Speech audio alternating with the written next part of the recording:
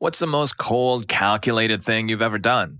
I lived with a housemate who was a bit of a jerk to me. He was having some money problems, so I would buy the food and stuff around the house, and he started acting like a spoiled kid towards me after a while. Getting all whiny at me when I'd forget to buy something or eat the last of something, even though it was me paying for it. There was a nice kebab place around the corner from where we lived that did a massive kebab for €5 one day a week. I think it was a Wednesday or something.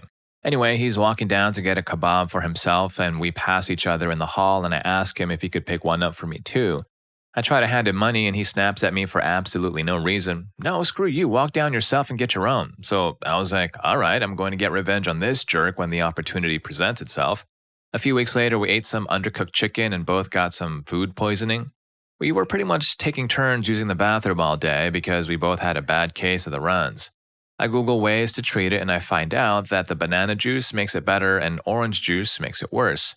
I know this guy is too dumb to Google this stuff by himself anyway, so I tell him that I looked it up and that fruit juice of any kind is really good. This is perfect because I always bought banana juice for myself anyway because I loved it, but my housemates thought it was gross. So I ventured down to the supermarket and picked up a few cartons of banana juice for myself and orange juice for him since he doesn't like banana juice. To make it funnier, I even offered him the banana juice first and he turned it down like I knew he would. So throughout the day, I'm sipping on banana juice and feeling much better, and he's sipping on orange juice and getting worse and worse. He goes to bed because he's in so much pain, and I enjoy having the rest of the house to myself. He ended up crapping all over and crying all night from the pain. I was like, I don't know what happened, man. I got better. Oof, so evil, but well-deserved. Touché, touché. Also, I guess you can make juice out of anything nowadays, like banana juice? What? Story 2. I got into a fight with some friends, and so they made a group together for a class presentation, and I rigged the platform to make it look like there was an extra topic to choose from. The topic was based on the one I chose, and I know how those bastards think, so I knew they'd end up choosing it. They chose it. On the day the presentation started, I approached my teacher and told him they had plagiarized my work. He called them to check, and since it was so similar, he made them repeat the whole thing. One of them approached me after that and asked if I'd told him. I said I did, but only to save them from a failing grade. I told him and the rest that the teacher was the one who pointed it out after checking each student's slides and asked me if I wanted them to either have their work canceled or repeating the project. And to add, this man was usually very strict with this sort of thing, so the options he gave me were actually less severe than what I was expecting. They were desperate at the time, so they quickly believed it and began thanking me for talking with the teacher. We made up, and I became the favorite in the group for a while. They never knew what actually happened and even mention it from time to time just to remember how good of a friend I am. We're still friends. Story 3. I went to a military school for dropouts. You basically lived in a barracks and went to the class when not doing PT and drills. At the end, you take your GED test and ASVAB, and they have recruiters coming in constantly. So basically a program to get troubled youth in the military so they get some life skills and don't end up being homeless criminals. There was a kid there that I just did not like. He was pretty mean, bullied some of the other guys in the program, and collected bees on his windowsill. I got sick of him one day, so I just started going in on him, calling him names and saying anything I could to get him to hit me. He did, a few times. I had no intention of fighting back. I didn't throw a single punch. Instead, I walked down the hall to the drill instructor's office, told him what happened, and he pulled the camera footage. They kicked him out the same day, kept him in the brig until someone came to pick him up. Our drill instructor tried to hassle me in front of our platoon for getting my bum roughed up, but I just smiled at him, looked around, and asked where that kid was right now.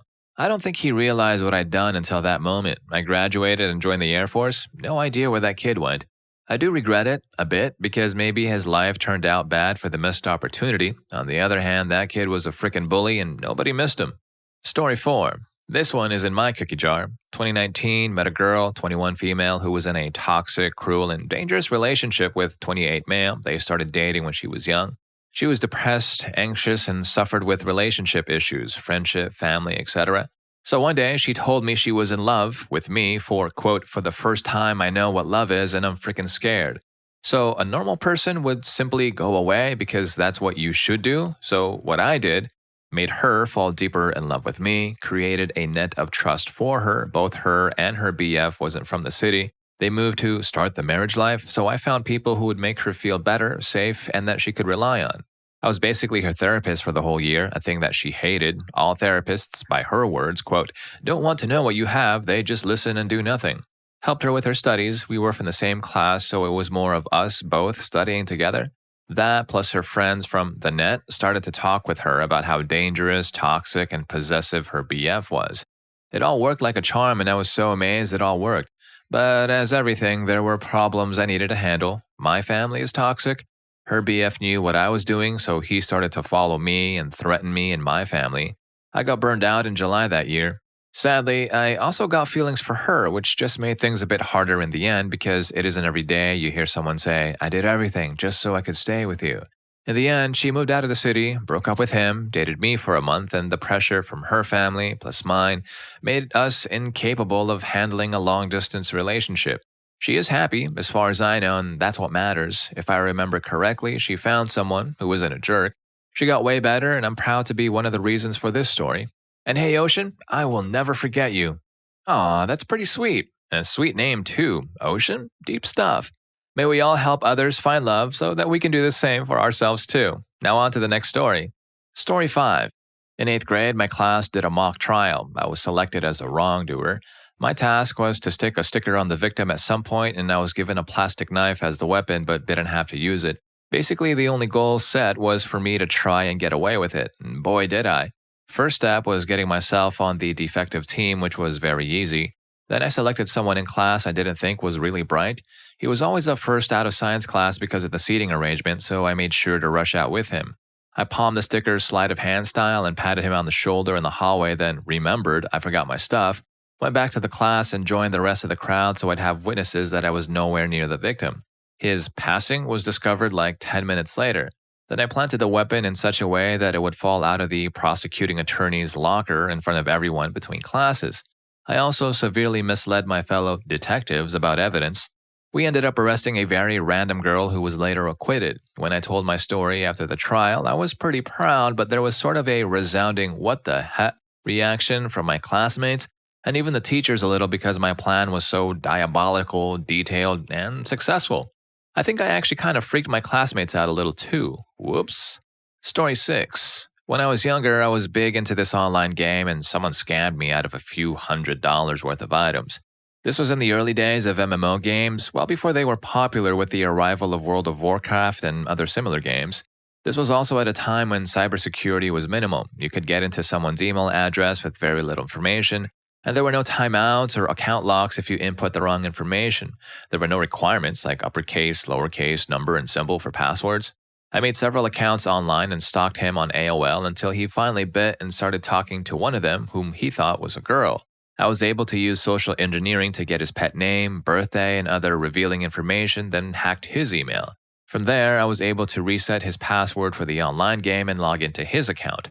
I got all my stuff back plus all of his stuff, dry looted his account, deleted his characters, and changed the character names so that when he logged in, it said, "You deserve this" from top to bottom in character names. I freely admitted I did it, didn't even pretend I didn't. The company that ran the online game didn't really interfere or take action when this sort of thing happened. They were totally hands-off. Guy even tried to file a police report, but he got laughed out of the police station. Years later, I ran into him again. We were both mature adults by that point and talked it out. He apologized for what he did, and I apologized for what I did. He told me that he literally lived in fear that I was going to show up at his house for almost a year after he scammed me, and especially after I hacked his account because he knew I had all his personal information. Luckily, we were both able to kind of laugh about our stupid immaturity when we were younger and talk to each other from time to time now. Yes, when hacking turns wholesome and turns into lifelong friendships. What would be more wholesome is you clicking that like button and subscribing to my channel if you haven't already. It really does help me out, so let's go ahead and get back to these outrageous stories. Story 7. My BFF had her first boyfriend. She was 20 and I was a year younger. This boyfriend flirted with me like crazy. They only dated for a few months and broke up, but she was still very much infatuated with him, being that he was her first everything. A few months later, I walked into the bank he worked at, as it was my current bank. He saw me and flirted like crazy, so the next day when hanging out with my BFF, I secretly got his number from her phone. I texted him the next day. We ended up going out on a few dates, things got hot and heavy, and I realized he was a terrible kisser and terrible with intimacy. I damn near ghosted him, especially after running into him at 2 different places within a few hours. I realized then he was stalking me. I finally confessed to my BFF and we haven't talked since then, and that was 16 years ago. I don't have a clue why I did it. I wasn't particularly attracted to the guy, but I think it was years of my BFF being super critical of me, making me feel ugly and unwanted.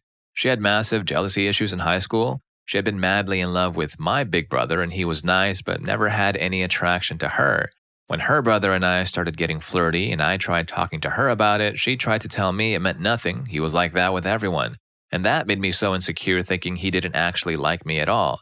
And looking back, he had his arms around me and bit my ear. He was absolutely not that way with everyone. I was naive and thought she knew better, but realized later it was just jealousy. Ooh, sassy that BFF is. This can be a scene or a whole arc in like a Mean Girls trilogy, but probably with a happier ending too. Story 8. Orange County, California in the late 1970s. The California Angels, as they were then called, held an event every year where all of the local little leaguers came to a game wearing their uniforms and parade past the Angels bench after batting practice.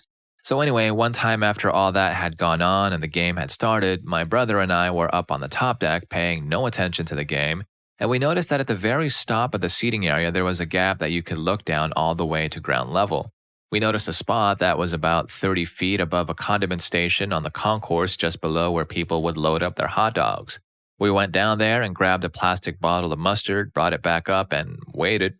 A middle-aged guy with a nice, expensive-looking Angels jacket came up and started working on his hot dog. I unscrewed the mustard bottle, replaced the cap, turned it upside down, and aimed it at his bald head. I squeezed just a little mustard out, waited a couple of seconds, then pulled the cap off and emptied the entire rest of the bottle all at once. The first few drops hit the guy on the head, and then he looked straight up in time to take the rest of it face first. It worked so well that we were sort of in a shock, but we bailed the hell out of there and sat down very quietly 2 or 3 sections away. Soon enough, the guy came up the stairs where we had been, escorted by a couple of stadium cops, and he was drenched in mustard. We weren't caught. Sir, if you're reading this, or if someone in your family remembers the incident, I'm sorry, but I have to say that 12-year-old me felt like a straight-up mastermind at that time. Story 9. A few years ago, I started to piece together that my 2 managers were basically pestering people, myself included. My brother was in a vulnerable state, and when I didn't make it into work the next 2 days, I was told, I know that's your brother, but this is your job. And after that, I resigned myself to lay a plan. I reported their callous behavior to HR. I talked to them about it. I talked to our director about it. Then our director passed away from cancer, and a new person was being brought on. I realized if we had a shot, this was it. I spoke with everyone in our office that was suffering more and more directly, and their stories were terrible and tragic. I began to start using action words and encouraging people to stand up for themselves. The new person comes on and wants to talk to each person individually. I go back to each person and tell them that this is the time. If one of us says something, nothing will change. If everyone says something, it could be our only hope. I continued this for the next 3 weeks, and on the day of each person's meeting, I encouraged them and told them to be strong and that they were doing the right thing. Both managers, they were fired. It took about 6 months to plan this, but now the culture here has transformed. We no longer have people checking cameras every day for clock-in times, no one telling us that they don't care if people we love have cancer. We won. Story 10. My dad was super violent and roughed up my mom and sister growing up. When I was older, after she left him, he would still pester my mom all the time unless I went to visit him regularly. One day, I got pissed and mouthed off at him and went to leave, and he picked a fight with me. We scuffled, he knocked me down, then I knocked him down and left. And this is where the cold, calculated thing happens. I knew my dad pretty well, and I knew that wasn't going to be the end of it. I was also nervous that I had hurt him pretty badly when I knocked him down, because he took a long time getting up and he always had a bad back. And at the time, I didn't think he had left any bruises on me despite trying his best. So when I got home and was telling my mom what happened, I kind of made a show of being all jittery and having trouble coming down off the adrenaline, and I punched the wall. I was totally fine. I'm not the kind of person who does stuff like that. Afterward, I went into the bathroom while my mom called the cops. I looked at myself in the mirror, braced myself, and gave myself a good black eye. The cops take forever to show up, and when they do, they tell us that they were actually already at my dad's house taking his statement because he called the cops first. Then they were already on their way over to arrest me when they got the call from dispatch that we had also reported my dad. My dad was claiming that I had charged on him and broke something, and he was going to the hospital after.